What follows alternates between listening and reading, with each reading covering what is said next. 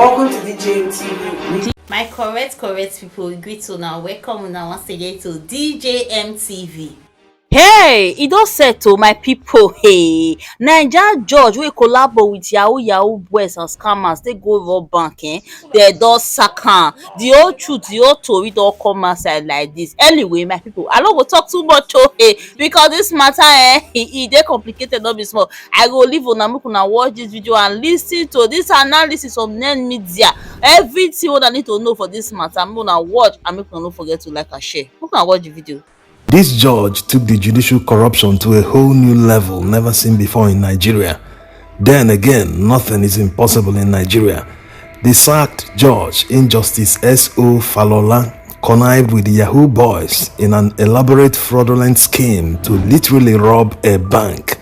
Yes, you heard that right. For those who are not familiar with the slang, Yahoo boys, it's a Nigerian way of saying scammers. How did it happen? Let's start from the beginning. We will group all the people according to their group. 4 people belonging to the group of scammers, namely Hamzat Oladimeji, Rafiu Oladimeji, Kadre Latif, and Gabriel Omeka. On the other side, it is the Injustice Falola and the lawyer to the scammers, plus all the other people involved that did not receive a huge share from the stolen money. Gabriel Omeka has a dollar-denominated domiciliary account with Polaris Bank. It's not clear if he got outside help or the 3 other scammers helped him to hack the bank to inflate his bank account balance from $23 to $1.2 million. What the hackers forgot to do was to make deposit entries into the account that will make it look real. After the bank recovered from the security breach, they didn't notice the inflated account balance until they were served with a court order. The court order was granted by Injustice Falola of Osun State High Court. Before he granted the order, the trio of Hamzat Oladimeji, Rafiu Oladimeji, Kadre Latif had approached his court with a fake court injunction from Kwara State High Court. No court granted the injunction, but the claims contained in it says that Gabriel Omeka, the one that owns the inflated DOM account, is owing them 283 million naira, being money from a business deal involving one company.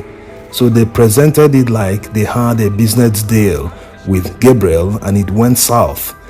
They went to court in Kwara State. A court granted an injunction in their favor. So they came to Osun State High Court, the court of Injustice Falola, to enforce the judgment in Osun State.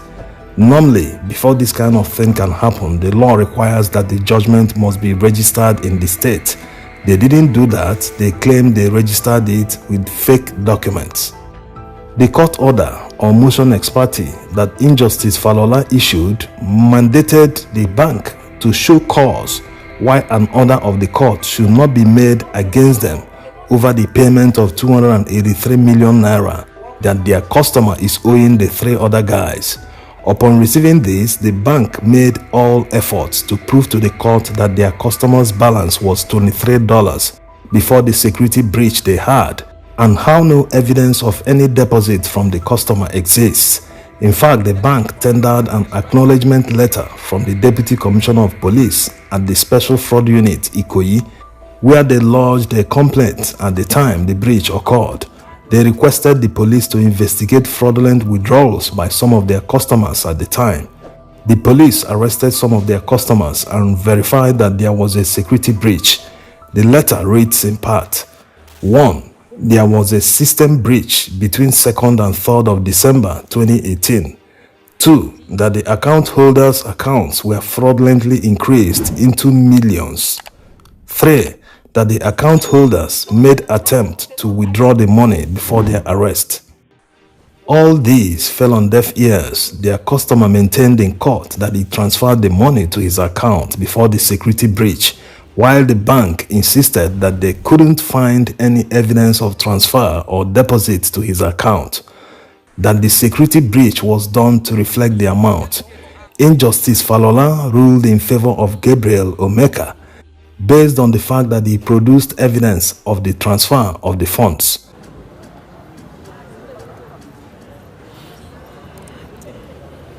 So this is just like scammers who pretend to pay for something and send the seller a fake deposit alert. But when the seller consults his account balance, he will see that no deposit was made. In this elaborate fraudulent scheme, the scammers hired the bank to inflate the figures in order to reflect the fake transfer they made. And the injustice played along because he was in on the whole scheme. That explains why they chose Osun State. Besides, enforcing such an order cannot be done at the bank's branch office. It must be at their HQ in Lagos. And it seems that all rogue judges use the same type of language. While delivering the judgment in favor of the bank's customer, Injustice Falola said, "What I find curious is that the third Ganishi appears to be playing to the gallery by stating step-by-step procedures of how transfer of fund is done in the banking system through the final address of counsel. The court can only act on the facts and the law properly placed before it. It is not my duty to fish for evidence or conduct investigation to verify facts contained in the address of counsel." This is reminiscent of the presidential election petition judgment delivered by one of the lady justices who asked the petitioners if they expected her to go to the market to shop for evidence on their behalf, despite the massive evidence they tendered.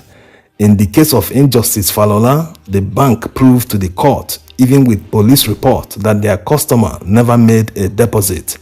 But still, because he was part of the elaborate fraudulent scheme, he played his role in the fraudulent scheme.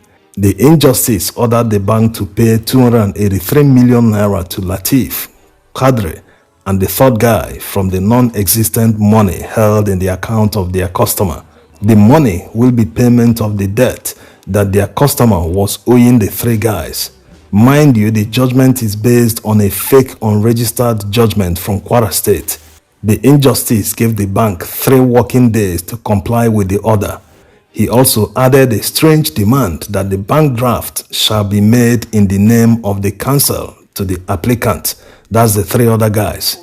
This tells a lot about the fraudulent scheme. Any money that the court recovers must go to the registrar.